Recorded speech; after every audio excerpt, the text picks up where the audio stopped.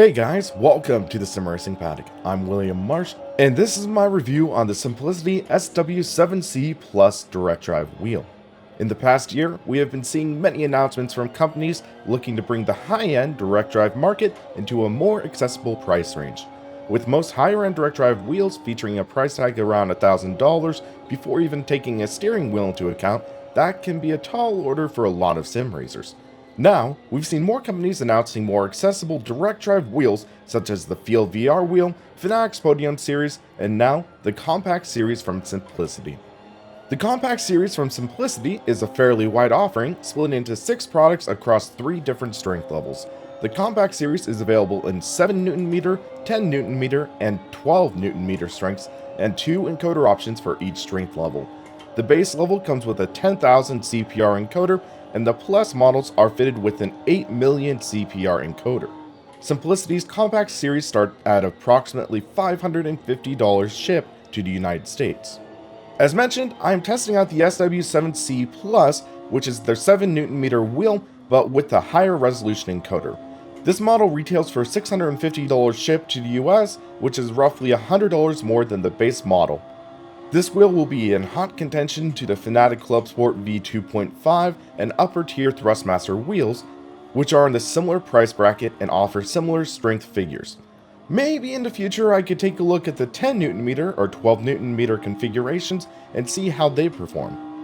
The first thing I want to touch on is the fact that these wheels are an alternative to the open sim wheels that we've been seeing emerging in the market. While open sim wheels utilize modular components and an open source software to power the wheels, the SimPlicity Compact series utilizes an in-home designed hardware configuration as well as proprietary software that is only compatible with the Compact series wheels. Similar to other direct drive wheels, the Compact series wheels are comprised of the motor as well as a separate control unit. The control box for the Compact series looks nearly identical to the control boxes that SimPlicity uses for their SimiCube wheels, and they do look very nice. The main differences I noticed were the power and data connectors due to different internals being used for the control box. In addition, this box only features 2 RJ45 inputs as opposed to the 4 that SimiCube offers. The SimPlicity SW7C and the Plus variant utilizes the MIDGE ADST M2430 motor, which is rated at a constant torque of 2.4 Nm and produces a peak torque of 7.1 Nm.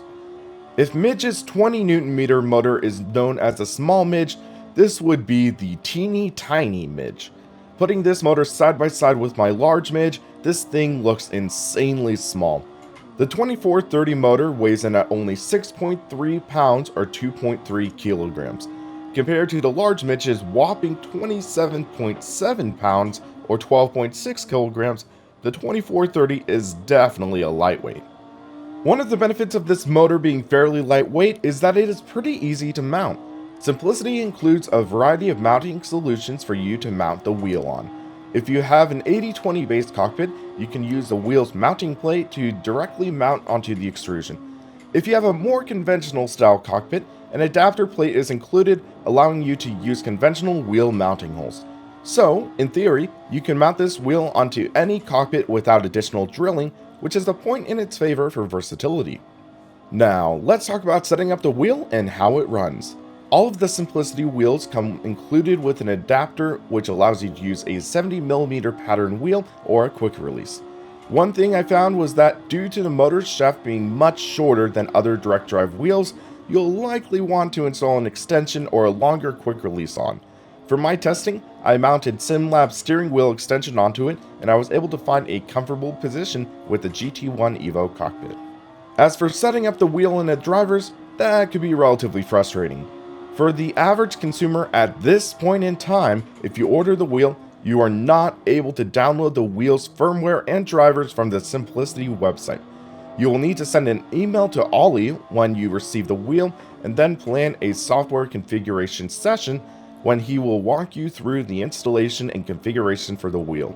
While this is a good idea in theory, say to prevent misconfiguration with potentially dangerous wheels, I feel like it is more frustrating in practice.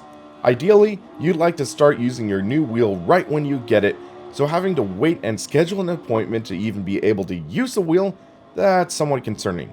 I've heard that some customers have been allowed to get the installation links without the configuration session, but still, I personally think it would just be a lot easier to have the downloads and installation information on the website. Once you get the software installed and the wheel configured, you can check out the wheel configuration utility. The configuration utility is functional, but it is definitely minimalistic. When you compare SimPlicity's utility to other offerings such as the SimCube software and SimExperience's Sim Commander, SimPlicity just leaves me wanting more. For example, when taking into consideration different force feedback profiles for modern Sims, I would have really liked the ability to save multiple profiles for different Sims and different cars. Similar to Logitech and Thrustmaster wheels, you only get one profile with the SimPlicity that you have to adjust before going into different Sims. It works, but when compared to other offerings, it's rather svelte. Now, let's get on to what you guys have been waiting for, how it feels while driving. The great part of this wheel is that it has the majority of the direct drive wheel's benefits. Since the steering wheel is mounted directly onto the base of the unit, you get a great feeling of the subtle nuances through the wheel that you'd lose through a belt or a gear drive system. Feeling the wheel while going over bumps or going over curbs is a treat. As mentioned, there are no belt or gear systems in this wheel, so this is one of the smoothest wheels you can get. This wheel is even smoother than my large Midge OSW, due to this being a smaller motor with less inertia in it. While this wheel does have a lot of the benefits over most consumer mass market racing wheels, I would say there are a lot of negative elements that put this wheel firmly behind other direct drive wheel offerings. The first gripe I have is that personally, I think a 7Nm direct drive wheel isn't enough. One thing to take into consideration is that you likely won't be able to take full advantage of the full strength of the wheel when taking force feedback clipping into consideration. I run the wheel at about 70 to 80% strength in this sim, and it tends to work well in most situations. However, it is still quite a bit lower than the approximately 10 Nm that I generally run with my open sim wheel. The second issue I have is that the force feedback just doesn't feel as smooth or refined as other direct drive wheels. As mentioned before, SimPlicity has elected to go with an in-home solution for the hardware and software methods to handle force feedback. While it is a promising offering with quite a bit of potential, I don't really think it's quite ready for prime time just yet.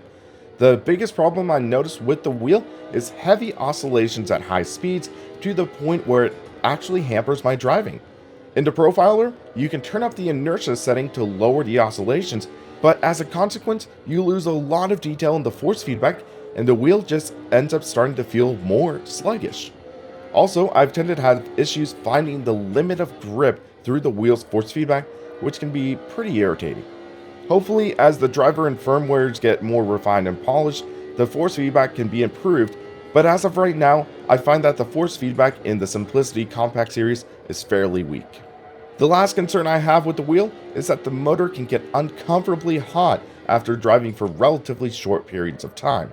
For example, after I did about an hour's worth of driving for a sim racing system stream at around 80% strength, I found the wheel's base had gotten to 160 degrees Fahrenheit. That is pretty freaking hot for a wheelbase.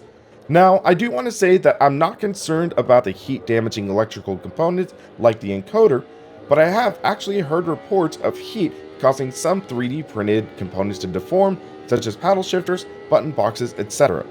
That is because polylactic acid, a common material for 3D printed products, has a glass transition point of approximately 140 degrees Fahrenheit, which is the point when the material can start to deform. I do want to mention that I believe this issue would not be as prevalent in the 10Nm or 12Nm compact wheels. I think this is an issue with the 7Nm model because this wheel has so little mass and you will likely use the majority of the wheel's power.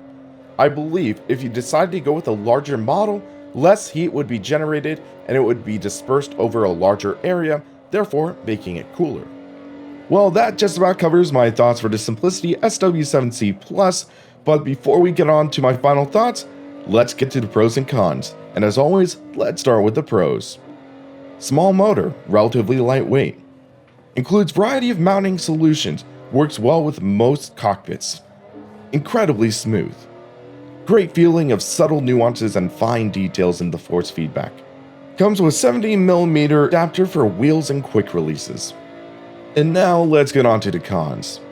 Force feedback doesn't feel as refined as other direct drive wheels and even some mass market wheels. Wheels software suite feels rough around the edges.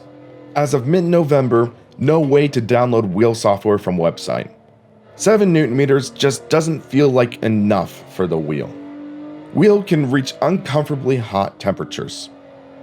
So, wrapping things up, let's ask the question, do I recommend the SimPlicity SW7C Plus?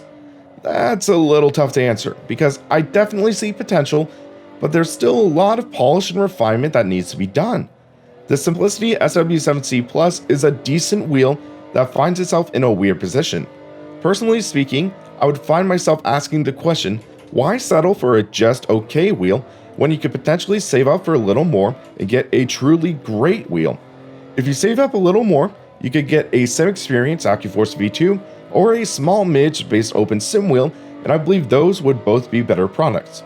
If you did want to go with the SimPlicity Compact series though, I'd recommend one of the 10Nm or 12Nm models because that would give you enough overhead into force feedback to feel comfortable, and I believe that would also be enough to keep temperatures down.